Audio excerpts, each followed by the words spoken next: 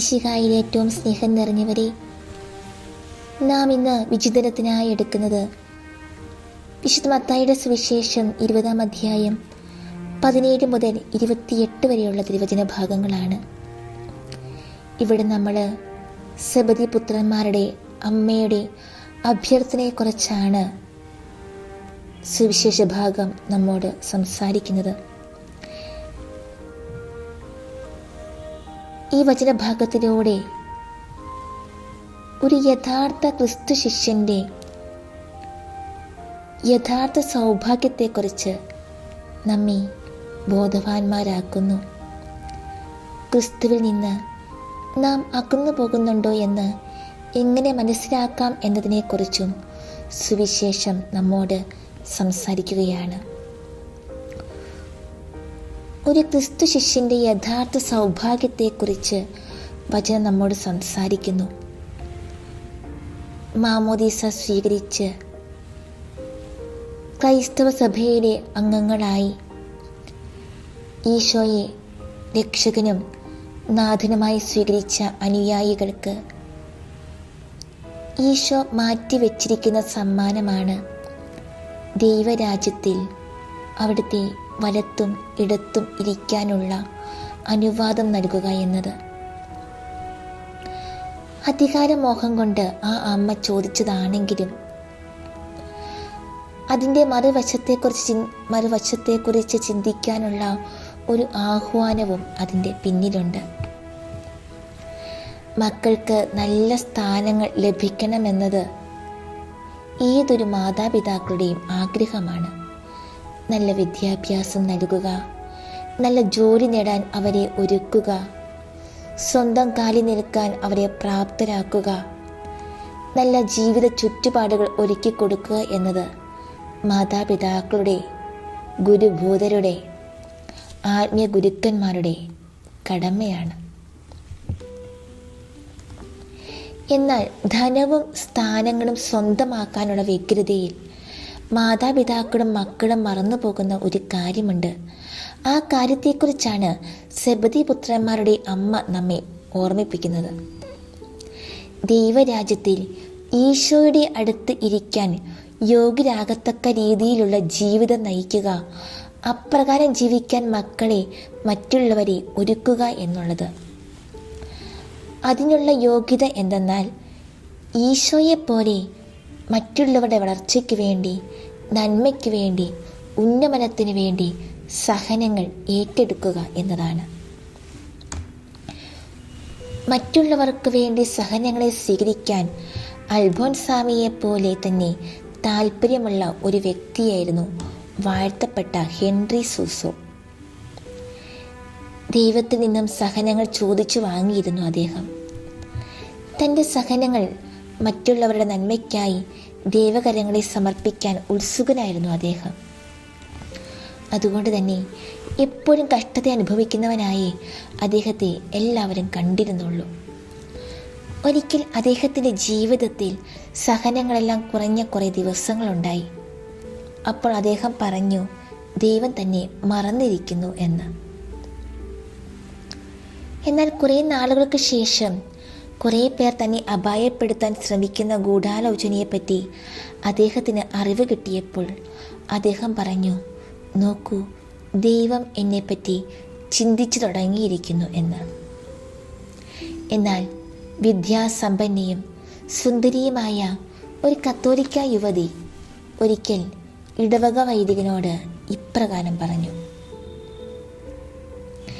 ഞാൻ ദേവാലയത്തിൽ കയറിയാൽ ഏറ്റവും പിന്നിലോ പള്ളി തൂണുണ്ടെങ്കിൽ അതിൻ്റെ മറവിലോ നിന്ന് മാത്രമേ പ്രാർത്ഥിക്കാറുള്ളൂ.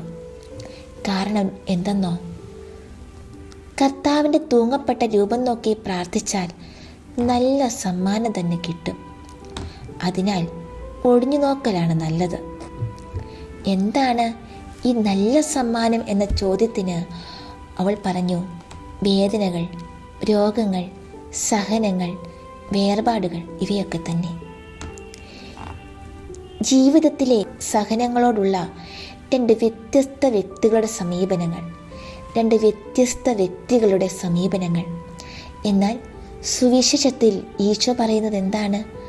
മനുഷ്യപുത്രൻ വന്നിരിക്കുന്നത് അനേകരുടെ മോചനദ്രവ്യമായി സ്വജീവൻ നൽകാനാണ് എന്നാണ്. ഉരുകി പ്രകാശം നൽകുക എന്ന മെഴുകുതിരിയുടെ ദൗത്യം പോലെ നമുക്കും മറ്റുള്ളവർക്കായി ഉരുകാം, ഇല്ലാതാകാം.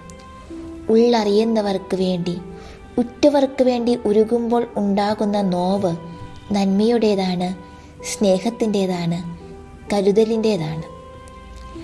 നന്മയ്ക്ക് വേണ്ടിയുള്ള, ഉറ്റവരുടെ പുഞ്ചിരിക്ക് വേണ്ടിയുള്ള സഹനങ്ങൾ നമുക്കും സന്തോഷത്തോടെ ഏറ്റെടുക്കാം. മറ്റുള്ളവർക്ക് വേണ്ടിയുള്ള സഹനങ്ങൾ, ത്യാഗങ്ങൾ നമ്മെ ദൈവരാജ്യത്തിൽ ഈശോയോടൊപ്പം ഇരിക്കാൻ നമ്മെ യോഗ്യരാക്കും. ഇനി ക്രിസ്തുവിൽ നിന്ന് നാം അകന്നു പോകുന്നുണ്ടോ എന്ന് എങ്ങനെ മനസ്സിലാക്കാം എന്നതിനെക്കുറിച്ചും സുവിശേഷം നമ്മോട് സംസാരിക്കുന്നു. മോറി ബുഗാട്ട് എന്ന 92കാരനെ കുറിച്ച് വായിക്കാനിടയായി. തൻ്റെ കിടക്കയിൽ ഒതുങ്ങിപ്പോയിട്ടും മിഷിഗണിൽ ഭവനരഹിതരായവർക്ക് വേണ്ടി 8000-ലധികം തൊപ്പികൾ തുന്നി ഈശോയുടെ ശുശ്രൂഷ മനോഭാവത്തെ അടുത്തനുകരിച്ച ഒരു വന്ധ്യവയോധികൻ. തൻ്റെ ആരോഗ്യത്തിലോ പരിമിതിയിലോ ശ്രദ്ധ കേന്ദ്രീകരിക്കാതെ ബുഗാട്ട് തനിക്കപ്പുറത്തേക്ക് നോക്കി മറ്റുള്ളവരുടെ ആവശ്യങ്ങളെ തൻ്റേതിന് മുകളിൽ വയ്ക്കേണ്ടതിന് തന്നാൽ കഴിയുന്നത് ചെയ്യാൻ അദ്ദേഹം കഠിനമായി പരിശ്രമിച്ചു. ഞാൻ കർത്താവിൻ്റെ അടുക്കൽ പോകുന്നത് വരെ ഇത് ചെയ്യും എന്നാണ് അദ്ദേഹം ഒരിക്കൽ പങ്കുവെച്ചത്. അദ്ദേഹത്തിന് തൊപ്പി ലഭിച്ചവരെ മിക്കവർക്കും അദ്ദേഹത്തിൻ്റെ കഥയോ ഒരു തൊപ്പി നിർമ്മിക്കാൻ വേണ്ടി അദ്ദേഹം എന്ത് ത്യാഗം ചെയ്തു എന്നോ അറിയില്ലെങ്കിലും സ്നേഹത്തെ സ്ഥിരോത്സാഹം ചെയ്ത മോറിയുടെ ഈ ലളിത പ്രവൃത്തി ഇന്ന് ലോകമെമ്പാടും ആളുകളെ പ്രചോദിപ്പിക്കുന്നുണ്ട്. നമ്മിലുള്ള താഴ്മയോട് കൂടിയുള്ള സേവന മനോഭാവം എന്തുമാത്രം നമ്മെ ക്രിസ്തുവുമായി ചേർത്ത് നിർത്തുന്നു, ഒന്നിപ്പിക്കുന്നു എന്ന് തിരുവചനവും ചൂണ്ടിക്കാണിക്കുന്നുണ്ട്.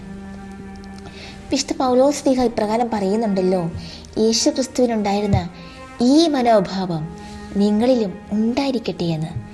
ഏതാണ് ആ മനോഭാവം? ദൈവമായിരുന്നിട്ടും ദാസന്റെ രൂപത്തിൽ ശുശ്രൂഷിക്കാൻ കടന്നു വന്ന ഈശോയുടെ മനോഭാവം. തിരുവചനത്തിൽ ഈശോ പറയുന്നുണ്ടല്ലോ, ശുശ്രൂഷിക്കപ്പെടാനല്ല ശുശ്രൂഷിക്കാനാണ് മനുഷ്യപുത്രൻ വന്നിരിക്കുന്നത് എന്ന്. വീണ്ടും അവിടുന്ന് പറയുന്നു, നിങ്ങളിൽ വലിയവനാകാൻ ആഗ്രഹിക്കുന്നവൻ നിങ്ങളുടെ ശുശ്രൂഷകനും, നിങ്ങളിൽ ഒന്നാമനാകാൻ ആഗ്രഹിക്കുന്നവൻ എല്ലാവരുടെയും ദാസനുമായിരിക്കണമെന്ന്. മറ്റുള്ളവരുടെ മുമ്പിൽ എളിമപ്പെടേണ്ടതിൻ്റെയും മറ്റുള്ളവർക്ക് ശുശ്രൂഷ ചെയ്യേണ്ടതിൻ്റെയും പ്രാധാന്യത്തെക്കുറിച്ച് ഈശോ ശിഷ്യർക്ക് ബോധ്യം നൽകുകയാണിവിടെ. പ്രിയമുള്ളവരെ, ഈശോയോട് ചേരണമെങ്കിൽ നാം ഈശോയുടെ ജീവിത മൂല്യങ്ങൾ സ്വന്തമാക്കണം. എല്ലാം ഉപേക്ഷിച്ച് സ്വയം ശൂന്യനായ ഈശോയെപ്പോലെ എളിമയും ശുശ്രൂഷ മനോഭാവവും നിറഞ്ഞവരാണെങ്കിൽ മാത്രമേ നാമും ഈശോയോട് ചേർന്ന് ജീവിക്കുന്നവരാകൂ. എവിടെ നാം താഴാൻ വിമുഖത കാണിക്കുന്നുവോ, എവിടെ നാം ശുശ്രൂഷ ചെയ്യാനുള്ള അവസരങ്ങളിൽ നിന്ന് മാറി നിൽക്കുന്നുവോ, അവിടെ നാം ഈശോയിൽ നിന്ന് അകന്നു പോകുന്നു. നമുക്കും പ്രാർത്ഥിക്കാം, മറ്റുള്ളവരെ പ്രതിയുള്ള സഹനങ്ങൾ മുറുമുറുപ്പൊന്നും കൂടാതെ സ്വീകരിച്ച് ദൈവരാജ്യത്തിൽ ഈശോയോടൊപ്പമായിരിക്കാനുള്ള സൗഭാഗ്യം സ്വന്തമാക്കാൻ.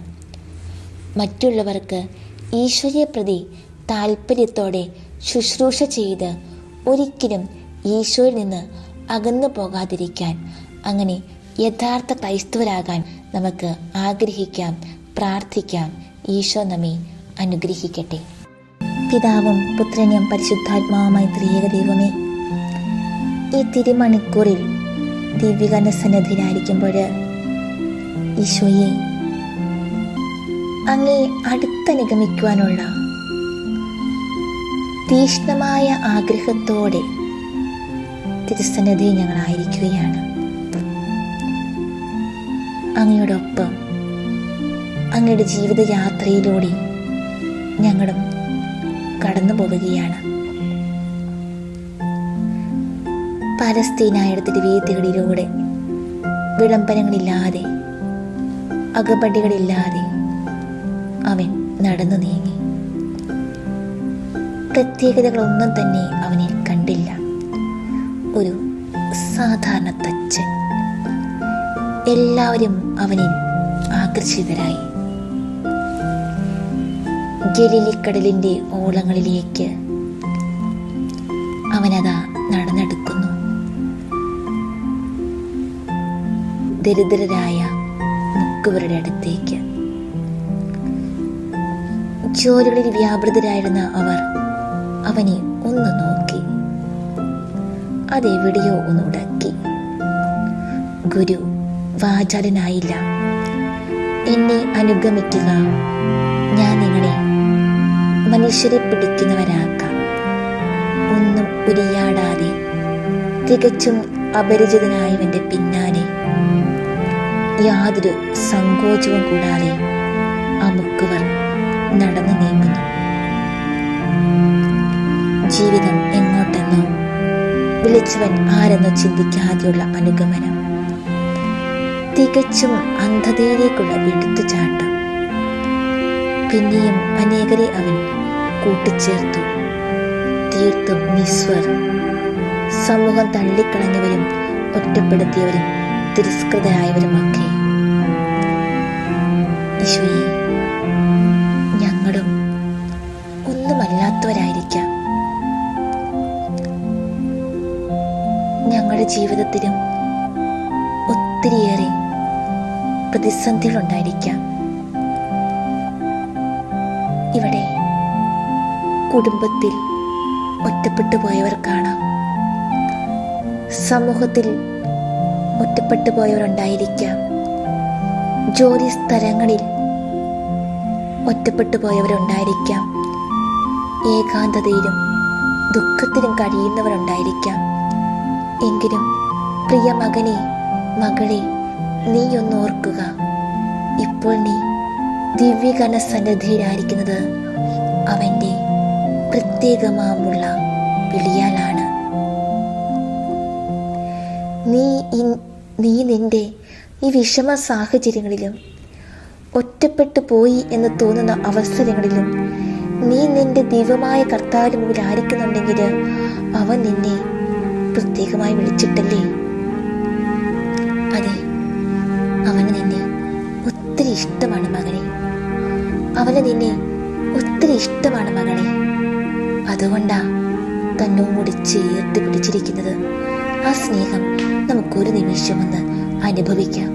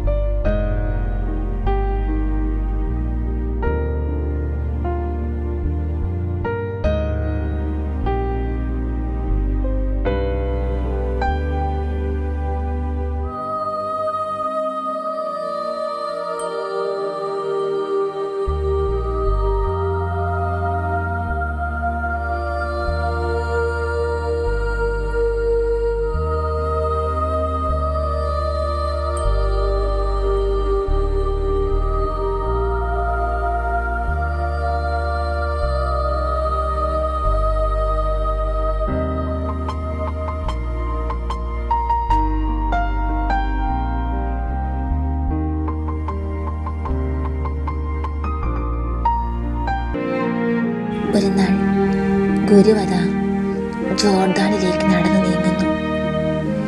അനുതാപികളോടൊപ്പം നിൽക്കുന്നു. അഗ്നിസ്നാനം നൽകുന്നവൻ അനുതാപ സ്നാനത്തിന് അണഞ്ഞിരിക്കുന്നു. ചെറുതാകളിന്റെ മഹത്വം വലുപ്പത്തിലേക്ക് നയിക്കുന്നു. പ്രിയമുള്ളവരെ, നാമം ചെറുതായി പോയി എന്ന് വിചാരിക്കുന്നുണ്ടോ? അംഗീകാരം കിട്ടേണ്ടിടത്ത് കിട്ടാതെ പോയി എന്ന് കരുതുന്നുണ്ടോ? ചെയ്യാത്ത തെറ്റുകളുടെ പേരിൽ തെറ്റിദ്ധരിക്കപ്പെടുന്നുണ്ടോ? പ്രിയമുള്ളവരെ ഓർക്കുക, ഈ ദിവ്യഗാന സന്നിധിയിൽ ആയിരിക്കുമ്പോൾ ദിവ്യഗാനത്തേക്കൊന്ന് നോക്കുക. ഈ അപ്പമായിരിക്കുന്നവൻ ചെറുതായതാണ്. ഈ അപ്പമായിരിക്കുന്നവൻ പല സ്ഥലങ്ങളിലും ചെറുതായവനാണ്. അംഗീകരിക്കപ്പെടാത്തവനാണ്, തെറ്റിദ്ധരിക്കപ്പെട്ടവനാണ്, കുറവുകളാൽ മുദ്ര കുത്തിയവനാണ്. അവന്, ആ ദൈവത്തിന് നിന്നെ മനസ്സിലാക്കാൻ സാധിക്കും. ആ ദിവ്യഗാന സന്നിധിയിൽ നമുക്ക് നമ്മുടെ മനസ്സിനെ ശാന്തമാക്കി ഒരു നിമിഷം നമ്മുടെ എല്ലാ അവസ്ഥകളെയും തിരുസന്നിധിയിലേക്ക് സമർപ്പിച്ചുകൊണ്ട് ആ സന്നിധിയെ നമുക്കായിരിക്കാം.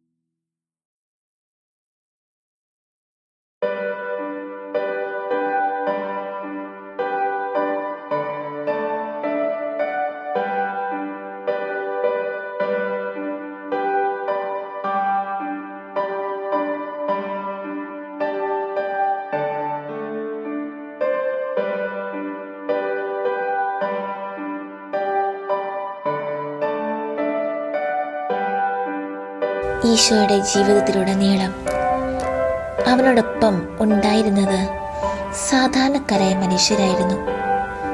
ഗുരുവും അങ്ങനെ തന്നെയായിരുന്നു. സ്വന്തമായി ഒരു തുണ്ട് ഭൂമിയോ പാർക്കാൻ ഒരിടമോ ഇല്ലാത്തവൻ. ഒരു നാൾ ഒരുവൻ യേശുവിനെ ഒരു നോക്ക് കാണാൻ ഒത്തിരി കൊതിച്ചു. ഒന്ന് കണ്ടാൽ മാത്രം മതി. പക്ഷേ അത് അസാധ്യമാണ്. കള്ളനല്ല, ചുങ്കക്കാരൻ, പിടിച്ചുപറിക്കാരൻ സക്കേവൂസ്. ആരും മൈൻഡ് ചെയ്യാത്തവൻ. എങ്കിലും അവൻ ആഗ്രഹിച്ചു. പോംവഴിയും കണ്ടെത്തി. മുമ്പേ ഓടി കള്ളൻ സക്കായി സിക്കമോർ മരത്തിൽ കയറി ഇരിപ്പായി. മനോമുകുരങ്ങൾ വായിച്ചെടുക്കുന്നവൻ അവൻ്റെ ഹൃദയത്തെ കീഴടക്കി. വിളിച്ചിറക്കി വീട്ടിലെത്തി. ഗുരുവിനെ ഒരു നോക്ക് കാണാൻ കൊതിച്ചവൻ സ്വന്തമാക്കി വിരുന്നു വിളമ്പി. ജീവിതം മുഴുവൻ പങ്കുവെച്ച സക്കേവൂസ് തന്നെ തങ്കമാണോ എന്നറിയാൻ കർത്താവ് മാറ്റുരച്ചു നോക്കിയ അമൂർത്ത നിമിഷം. അവനെ ഒരുക്കി ശുദ്ധി ചെയ്ത് തനി തങ്കമാക്കി രൂപാന്തരപ്പെടുത്തി. അവൻ രൂപമുള്ളവനായി, ഈശോയ്ക്ക് വേണ്ടി ജീവിക്കുന്നവനായി. പ്രിയമുള്ളവരെ, നമ്മളും ഇതുവരെയും പല പാപാവസ്ഥയിലായിരിക്കും ജീവിച്ചിരിക്കുന്നത്. എങ്കിൽ നമ്മൾ ആഗ്രഹിച്ച് ഈ നിമിഷങ്ങളിൽ ഈശോയുടെ അടുത്ത് ആയിരിക്കുകയാ. ഒന്നും കാണാൻ ആഗ്രഹിച്ച്, ഒരു അനുഗ്രഹത്തിനായി കൊതിച്ച് തിരുസന്നിധിയിലായിരിക്കുമ്പോൾ അവനും പല വേളകളിൽ പല സാഹചര്യങ്ങളിൽ നമ്മുടെ മാറ്റുരച്ചു നോക്കും. തനി തങ്കമാണോ എന്നറിയാൻ ആ സാഹചര്യങ്ങളിൽ വേവലാതിപ്പെടാതെ കണ്ണീരൊഴുക്കാതെ അവന് കീഴടങ്ങാം. അതിനായി, അനുഗ്രഹത്തിനായി നമുക്ക് ഈ നിമിഷങ്ങളിൽ പ്രാർത്ഥിക്കാം.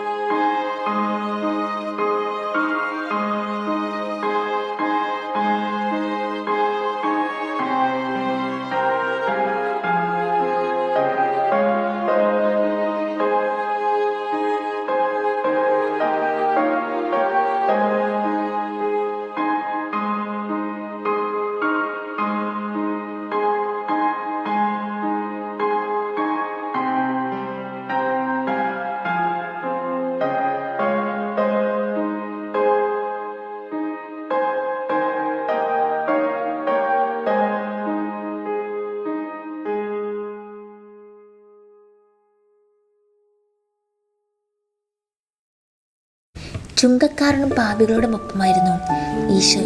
ചുങ്കക്കാരോടും പാപികളോടും ഒപ്പമായിരുന്നു ഈശോയുടെ വിരുന്നുകളെല്ലാം. ശിഷ്യ സമൂഹത്തിലും തിരസ്കൃതരായവരും സമൂഹം മാറ്റി നിർത്തിയവരൊക്കെ ഉണ്ടായിരുന്നു. ചുങ്കസ്ഥലത്തിരുന്ന ലേവിയെ ദൈവദാനമാക്കി മാറ്റിയ ഈശോ എല്ലാവരാലും നിഷേധനായിരുന്നവനെ അന്വേഷിതനാക്കി മാറ്റിയ ഈശോ അവന്റെ ഭവനത്തിന് വിരുന്നിരുന്നു. അവിടെയും ഗുരുവിനെ തേടിയെത്തിയവർ പാപിനിയായവൾ പാദക്ഷാളനത്തോടൊപ്പം പങ്കുപറ്റി പരിശുദ്ധ സ്നേഹം. തൻ്റെ ജീവിതത്തിലെ ഞെരിപ്പൊടനുഭവങ്ങളെ, ഞെരിഞ്ഞമർന്ന ജീവിത ദുഃഖങ്ങളെ കണ്ണീരുകൊണ്ട് കഴുകി വെളുപ്പിച്ചു അവൾ. കൃത്രിമത്വത്തിൻ്റെയും നശ്വരതയുടെ പിന്നാലെയാണ് അവൾ പരക്കം പാഞ്ഞത്. തൻ്റെ നശ്വരതയുടെ സുഗന്ധങ്ങളും ചാരുതകളുമെല്ലാം അവൾ അനശ്വരനായവൻ്റെ പാദാന്തികെ ഒഴിച്ചു. വിലപിടിച്ചവയെന്ന് പലരും അവളെ കുറ്റപ്പെടുത്തി. അപ്പോഴും ഗുരു ഒന്നും ഉരിയാടിയില്ല. പക്ഷേ ആ ഹൃദയഗതങ്ങൾ അവൾ ഒപ്പിയെടുത്തു. ജീവിതമാകുന്ന കൽഭരണി ഗുരുവിൻ്റെ പാദത്തിങ്കൽ തച്ചുടച്ചു. പുതുവീഞ്ഞിൻ്റെ നിറകുടവുമായി ആ പാദങ്ങളെ പിന്തുടർന്നു. പിന്നീട് അവൾ തിരിഞ്ഞു നോക്കിയില്ല, തിരിഞ്ഞു നടന്നില്ല. നേടിയെടുത്തവൻ്റെ നേട്ടങ്ങളുടെയും നേതൃത്വത്തിൻ്റെ നേർമ അവൾ നേടിയെടുത്തു. നമുക്കും തിരുസന്നിധിയിലായിരിക്കാം. പശ്ചാത്താപത്തോടെ, പാപബോധത്തോടെ നമ്മുടെ കണ്ണീര് കൊണ്ട് അവൻ്റെ കാലുകൾ നമുക്ക് കഴുകാം. നമ്മുടെ ഹൃദയങ്ങളെ നമുക്ക് വെടിപ്പാക്കാം. ഈ നോമ്പ് കാലത്ത് ഈശോ അതല്ലേ പ്രിയമുള്ളവരെ ആഗ്രഹിക്കുന്നത്?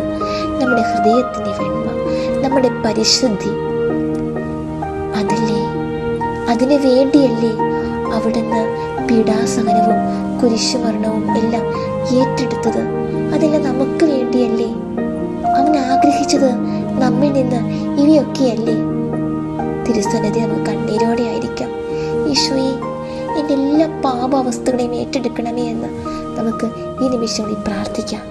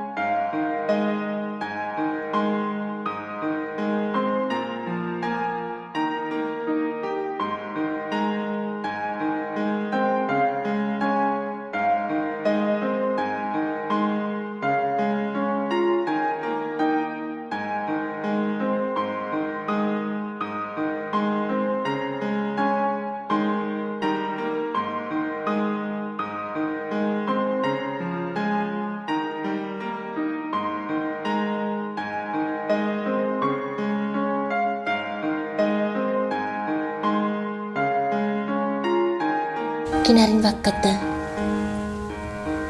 കരുതലിൻ്റെ സ്നേഹവുമായി കാത്തിരുന്ന് സമരിയക്കാരിയെയും ഈശോ നേടി.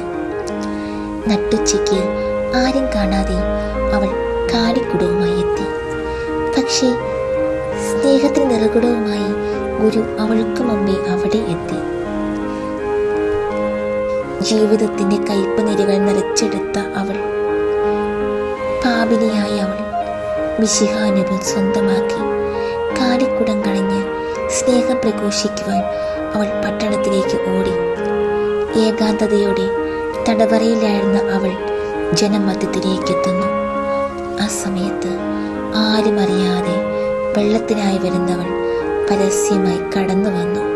ഗുരുവിൻ്റെ കരുതലുള്ള സ്നേഹം അവളുടെ ജീവിതത്തിന് നിറമായി മാറ്റുരയ്ക്കപ്പെട്ട പൊന്നായി തീർന്നു.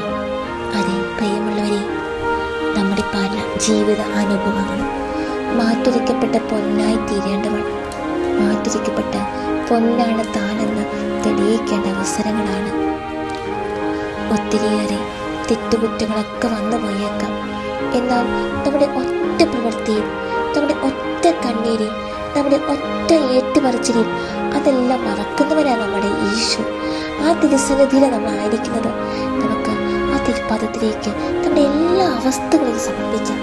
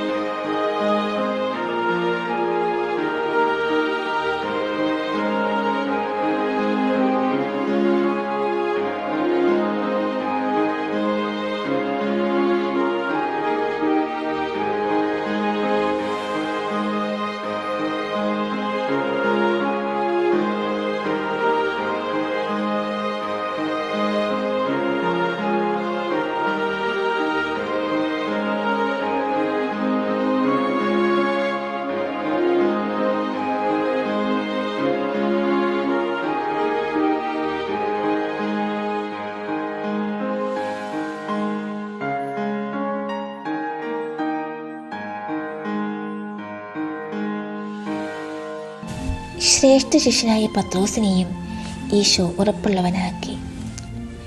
കാറ്റുതൊലിയുന്ന ഞാങ്ങണയായിരുന്നവനെ കേപ്പായാക്കി. ഉപേക്ഷിക്കില്ലെന്ന് കട്ടായം പറഞ്ഞവൻ 3 ആവർത്തി തള്ളിപ്പറഞ്ഞു. വലിയും വള്ളവും ഉപേക്ഷിച്ചവൻ ഗുരുവിനെ മറന്ന് വീണ്ടും കടലിലേക്ക് പോയി.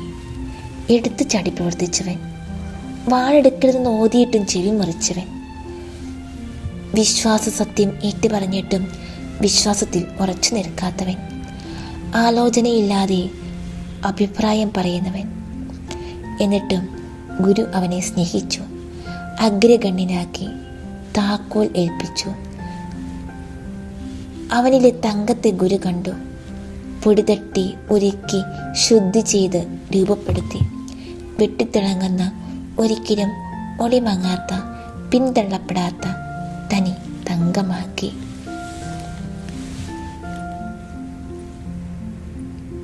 ഈശോയെ, പത്രോസ്ലീഹായെ പോലെ ഞങ്ങളും പലപ്പോഴും എടുത്തു ചാടുന്നവരാണ്.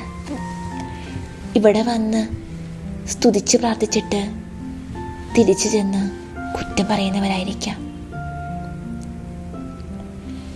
അങ്ങയെ സ്നേഹിക്കാമെന്ന് പറഞ്ഞിട്ട് തിരിച്ചു ചെല്ലുമ്പോൾ ലോകമോഹങ്ങളിൽ അടിമപ്പെട്ടവരായിരിക്കാം. ഈശോയെ, എങ്കിലും അങ്ങ് ഞങ്ങളെ തനി തങ്കമാക്കാൻ, ഒളിമങ്ങാത്ത, പിന്തള്ളപ്പെടാത്ത, വെട്ടിത്തിളങ്ങുന്ന തനി തങ്കമാക്കാൻ ആഗ്രഹിക്കുകയാണ്. ഈശോയെ, അനുഗ്രഹിക്കണമേ, ആശീർവദിക്കണമേ, കരുണയായിരിക്കണമേ.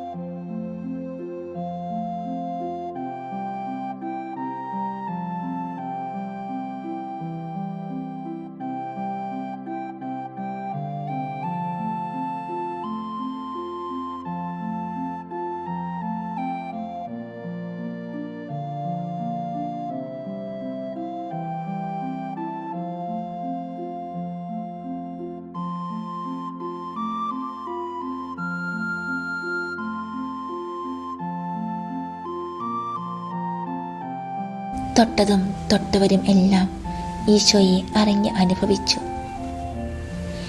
പ്രിയമുള്ളവരെ, നമ്മുടെ ജീവിതത്തിൽ അവൻ വിരുന്നിനെത്തും.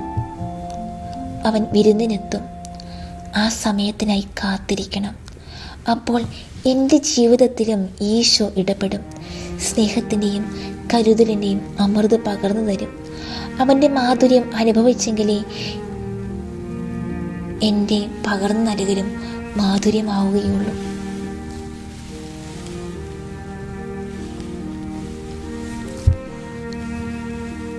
നമ്മുടെ സാന്നിധ്യം, ഒരു ക്രിസ്ത്യാനിയായ നമ്മുടെ സാന്നിധ്യം സൗഖ്യപ്രദമാകണം. ഒരു ക്രിസ്ത്യാനിയായ നമ്മുടെ സാമീപ്യം സൗഖ്യപ്രദമാകണം. സാന്നിധ്യം അനുഗ്രഹദായകമാകണം. മൊഴികൾ സാന്ത്വന വചസ്സുകളാകണം. മിഴികൾ കരുണാർദ്രങ്ങളാകണം. ക്രൈസ്തവ ജീവിതം ഒത്തിരിയേറെ പ്രതിസന്ധികളിലേക്ക് നീങ്ങിക്കൊണ്ടിരിക്കുന്ന ഈ അവസരത്തിൽ നമ്മുടെ ജീവിതം കൊണ്ട് എല്ലായിടത്തും എല്ലായ്പ്പോഴും എല്ലാവർക്കും എല്ലാമാകാനുള്ളതാണ് എന്ന് ബോധ്യപ്പെടുത്താൻ നമുക്ക് കഴിയണം. നമ്മുടെ ജീവിതം ഇപ്പോൾ ആയിരിക്കുന്നതിൽ നിന്ന് ആയിരിക്കുന്നിടത്തേക്ക് പ്രയാണം ചെയ്യുന്നതിന് സമയം അതിക്രമിച്ചിരിക്കുകയാണ്.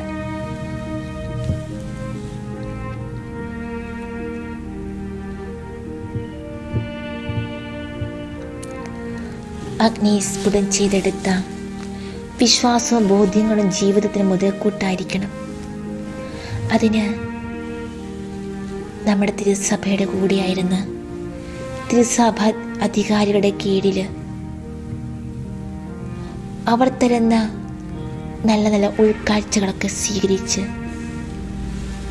ബോധ്യവൃക്ഷ ചുവട്ടി പോയിരുന്ന് സക്രാരിയാകുന്ന ബോധ്യവൃക്ഷ ചുവട്ടിൽ പോയിരുന്ന് ദിവ്യകാരുണ്യമാകുന്ന അമൃത് ആസ്വദിക്കണം. ബലിക്കല്ലിൽ നിന്ന് നമുക്ക് ഓരോ നിമിഷവും ഓരോ ദിവസവും ആരംഭിക്കാൻ സാധിച്ചാൽ അതായിരിക്കും നമ്മുടെ ജീവിതത്തിലെ ഏറ്റവും വലിയ സൗഭാഗ്യം. പക്ഷെ പലപ്പോഴും നമ്മൾ കുർബാന അർപ്പിക്കുന്നവരാകാതെ കുർബാന കാണുന്നവർ മാത്രമായി പോയിട്ടുണ്ടോ? പ്രിയമുള്ളവരെ, വിശുദ്ധ കുർബാന ആഘോഷിക്കേണ്ടതാണ്, അനുഭവിക്കേണ്ടതാണ്, ആസ്വദിക്കേണ്ടതാണ്, ആകർഷിക്കപ്പെടേണ്ടതാണ്.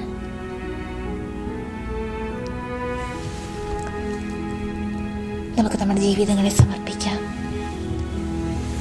നമ്മുടെ എല്ലാ ജീവിത നിയോഗങ്ങളെയും നമുക്ക് സമർപ്പിക്കാം. എല്ലാം സാധ്യമായവൻ്റെ അടുക്കലാണ് നാം ആയിരിക്കുന്നത്. പ്രത്യേകിച്ച് നമ്മൾ ഇന്നേ ദിവസങ്ങളിൽ ഏകാന്തതയിൽ മനസ്സ് തളർന്നവർക്ക് വേണ്ടിയിട്ട് നമുക്ക് ഈ നിമിഷങ്ങളിൽ പ്രാർത്ഥിക്കാം. ഒത്തിരിയേറെ തൊമ്പരങ്ങളോടെ ദുഃഖങ്ങളോടെ ഏകാന്തതയുടെ തടവറയിലായിരിക്കുന്ന ഓരോ മക്കളെയും ഈശോയെ തിരുസന്നിധിയിലേക്ക് ഞങ്ങൾ സമർപ്പിക്കുകയാണ്. സങ്കീർത്തനങ്ങൾ 46:10 ശാന്തമാകുക, ഞാൻ ദൈവമാണെന്നറിയുക. മത്തായി 11 വിശുദ്ധ മത്തായിയുടെ സുവിശേഷം 11-ാം അധ്യായം 29-ാം തിരുവചനം, ഞാൻ നിങ്ങളെ ആശ്വസിപ്പിക്കാം, ഞാൻ ശാന്തശീലിന് വിനീത ഹൃദയമാകയാൽ എൻ്റെ നുഖം വഹിക്കുകയും എന്നിൽ നിന്ന് പഠിക്കുകയും ചെയ്യുവിൻ, അപ്പോൾ നിങ്ങൾക്ക് ആശ്വാസം ലഭിക്കും. ഈ തിരുവചനങ്ങളുടെ അനന്തശക്തിയാൽ ദൈവമേ, ഞങ്ങളുടെ മനസ്സിൻ്റെ എല്ലാ ദുഃഖങ്ങളും ഏകാന്തതയുടെ നൊമ്പരങ്ങളും ഏറ്റെടുത്ത് അങ്ങയുടെ സ്നേഹത്തിൻ്റെ കുളിർമ നൽകണമേ. ഏശയ്യാ പ്രവാചകന്റെ പുസ്തകം 40-ാം അധ്യായം 29 മുതൽ 31 വരെയുള്ള തിരുവചനങ്ങൾ, തളർന്നവന് അവിടുന്ന് ബലം നൽകുന്നു, ദുർബലന് ശക്തി പകരുകയും ചെയ്യുന്നു. യുവാക്കൾ പോലും തളരുകയും ക്ഷീണിക്കുകയും ചെയ്തേക്കാം. ചെറുപ്പക്കാർ ശക്തിയേറ്റ് വീഴാം. എന്നാൽ ദൈവത്തിൽ ആശ്രയിക്കുന്നവർ വീണ്ടും ശക്തി പ്രാപിക്കും. അവർ കഴുകന്മാരെ പോലെ ചിറകടിച്ചുയരും.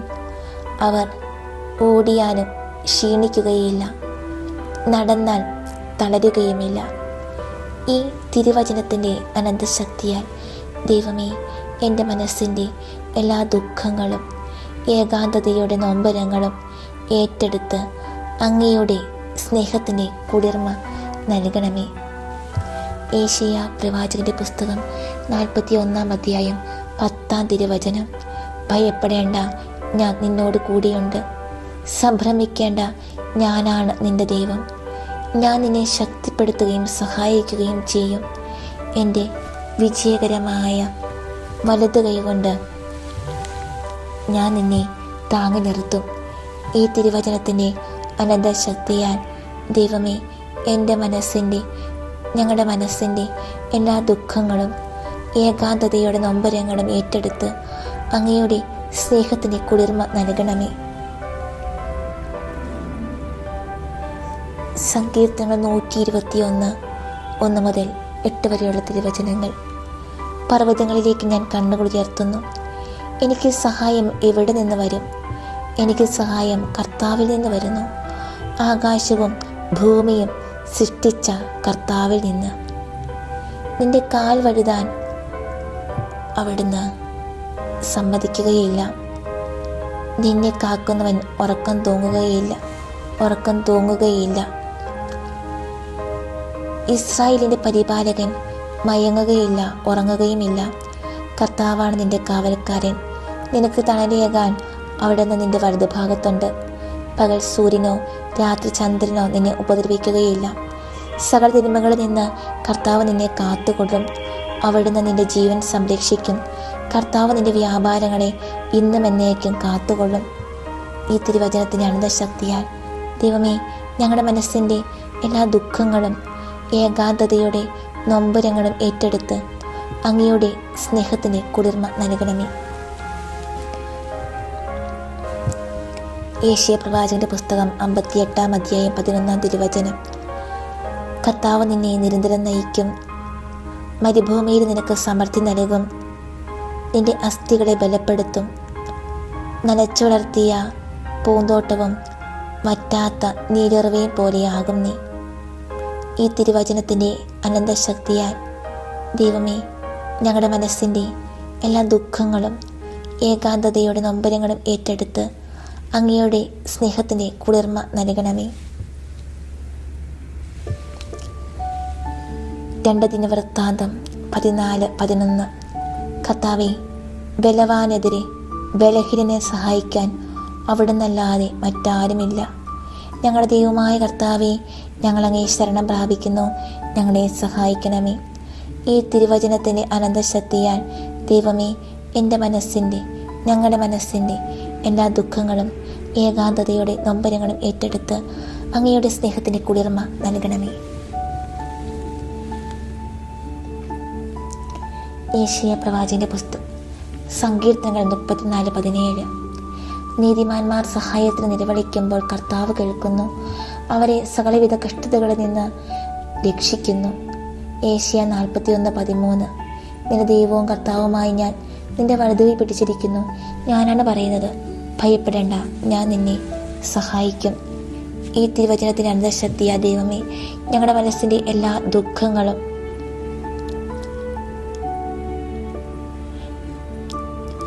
ഏകാന്തതയുടെ നൊമ്പരങ്ങളും ഏറ്റെടുത്ത് അങ്ങയുടെ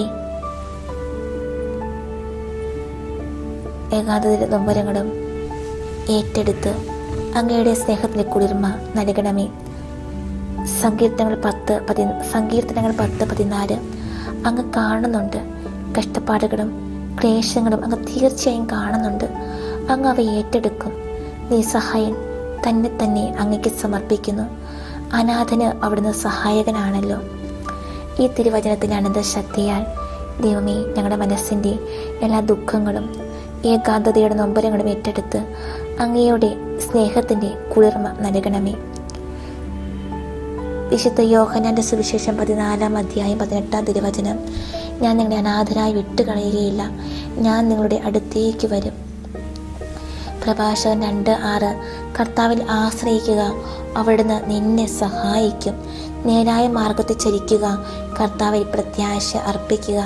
ഈ തിരുവചനത്തിൻ്റെ അനന്തശക്തിയാൽ ദൈവമേ, ഞങ്ങളുടെ മനസ്സിൻ്റെ എല്ലാ ദുഃഖങ്ങളും ഏകാന്തതയുടെ നൊമ്പരങ്ങളും ഏറ്റെടുത്ത് അങ്ങയുടെ സ്നേഹത്തിൻ്റെ കുളിർമ നൽകണമേ.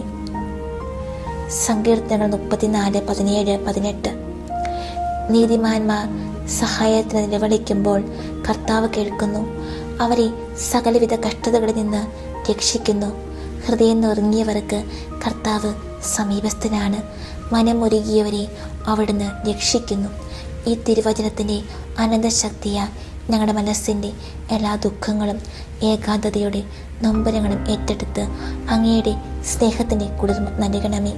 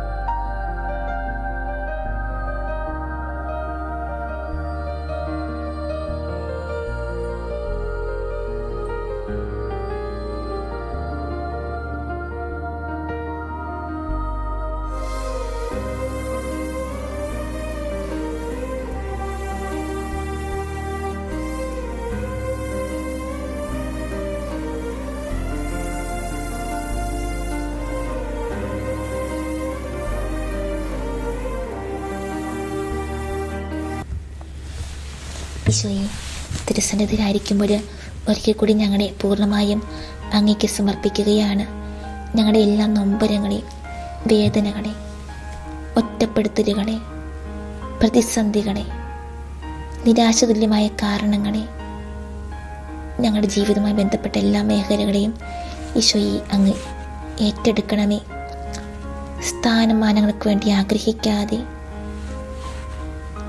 അങ്ങയെ അടുത്ത് അനുഗമിച്ചുകൊണ്ട് മറ്റുള്ളവർക്ക് വേണ്ടി സഹനങ്ങൾ ഏറ്റെടുക്കുന്നവരാകുവാൻ, മറ്റുള്ളവർക്ക് വേണ്ടി വേദനകൾ ഏറ്റെടുത്തുകൊണ്ട് അങ്ങയെപ്പോലെ അനേകർക്ക് മോചദ്രവ്യമായ അനേകർക്ക്, അത് ചിലപ്പോൾ എൻ്റെ ഭാര്യയ്ക്ക് വേണ്ടിയായിരിക്കാം, ഭർത്താവിന് വേണ്ടിയാൽ അത് പക്ഷേ ചിലപ്പോൾ എൻ്റെ ജീവിത പങ്കാളിക്ക് വേണ്ടിയായിരിക്കാം, മക്കൾക്ക് വേണ്ടിയായിരിക്കാം, മാതാപിതാക്കൾക്ക് വേണ്ടിയായിരിക്കാം, ഞാനുമായി ബന്ധപ്പെട്ട ഏതെങ്കിലുമൊക്കെ ആൾക്കാർക്ക് വേണ്ടിയായിരിക്കാം. അവർക്ക് വേണ്ടി ഒരു മോചന ദ്രവ്യമായി എൻ്റെ ജീവിതങ്ങളെ വിട്ടുകൊടുക്കാൻ ദിവ്യകരുണാനാഥ അനുഗ്രഹിക്കണമേ. ഈ നിമിഷങ്ങളിൽ അങ്ങയുടെ സന്നിധിയിലായിരുന്നപ്പോൾ ഈശോയെ, ഞങ്ങളുടെ മേൽ ചൊരിഞ്ഞ എല്ലാ നിരവധിയായ അനുഗ്രഹങ്ങൾക്കും നന്ദി പറഞ്ഞുകൊണ്ട് തിരുസന്നിധി ഞങ്ങളായിരിക്കുന്നു. അനുഗ്രഹിക്കണമേ, ആശീർവദിക്കണമേ.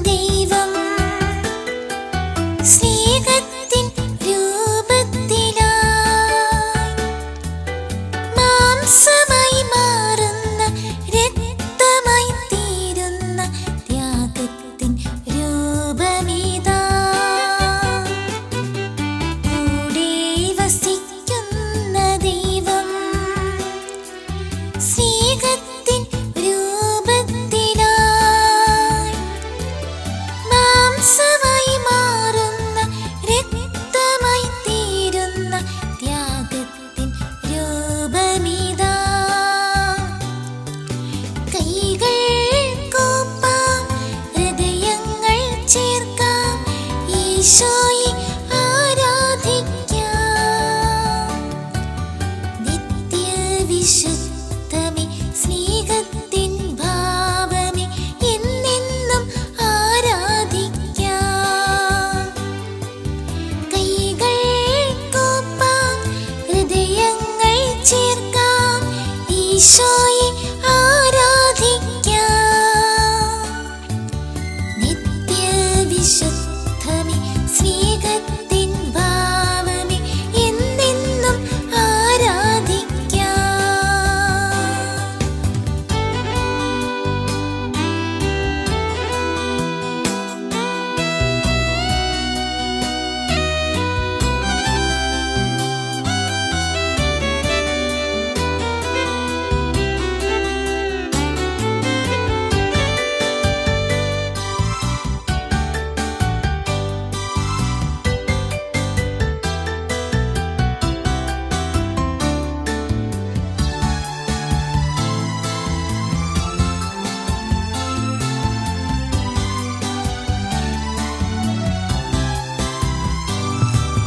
മണ്ണിന്റെ രൂപങ്ങൾ ഏറ്റെടുക്കാൻ വിണ്ണിലെ ഭാവങ്ങൾ വിട്ടെറിഞ്ഞ്, മണ്ണിന്റെ രൂപങ്ങൾ ഏറ്റെടുക്കാൻ വിണ്ണിലെ ഭാവങ്ങൾ വിട്ടെറിഞ്ഞ്, മർത്യനായി തീർന്നൊരൻ പ്രിയനേശുവേ, മർത്യരാം ഞങ്ങൾക്ക് ആരാധന.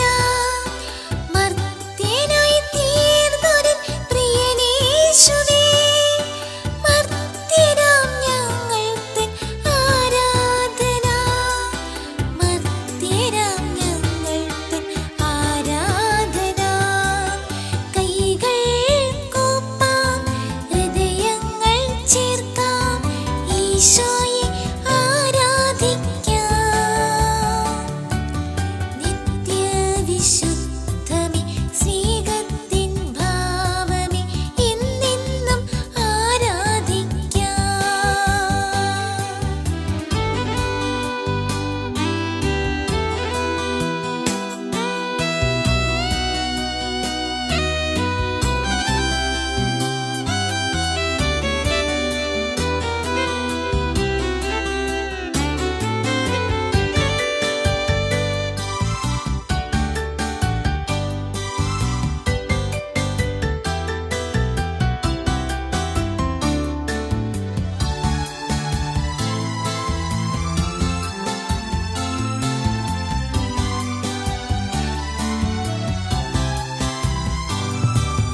നിണമാർന്ന കണ്ണീരിൻ വേളകളിൽ കാണുന്നു നിൻ രൂപം ഹൃത്തടത്തിൽ. നിണമാർന്ന കണ്ണീരിൻ വേളകളിൽ കാണുന്നു നിൻ രൂപം ഹൃത്തടത്തിൽ. ആശ്വാസദായകൻ പ്രിയനേശുവേ, മർത്യരാം ഞങ്ങൾക്ക് ആരാധന. ആശ്വാസദായകൻ പ്രിയനേശുവേ, മർത്യരാം ഞങ്ങൾക്ക് ആരാധന. മർത്യരാം ഞങ്ങൾക്ക് ആരാധന. കൈകൾ കൂപ്പാം, ഹൃദയങ്ങൾ ചേർക്കാം, ഈശോയെ ആരാധിക്കാം. നിത്യവിശുദ്ധമേ സ്നേഹത്തിൻ ഭാവമേ എന്നെന്നും ആരാധിക്കാം. കൈകൾ കൂപ്പാം, ഹൃദയങ്ങൾ ചേർക്കാം, ഈശോയെ ആരാധിക്കാം. നിത്യവിശുദ്ധമേ സ്നേഹത്തിൻ